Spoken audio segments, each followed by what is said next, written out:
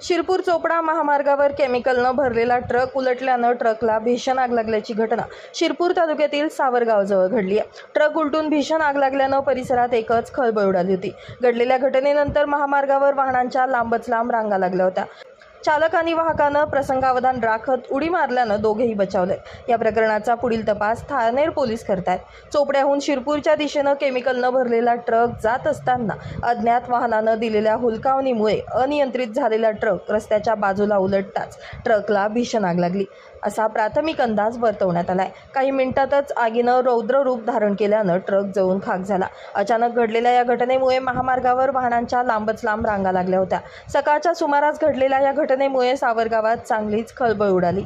अपघातग्रस्ताला ट्रकला बाजूला करत वाहतूक सुरळीत करण्याचं काम ठाणेर पोलिसांच्या वतीनं करण्यात आलं। नेमका हा अपघात कसा झाला याचा तपास ठाणेर पोलीस करतायत। मात्र या दुर्घटनेत ट्रकसह मालाचं लाखो रुपयांचं नुकसान झालंय। Bureau report, Lumbini news, Dhule.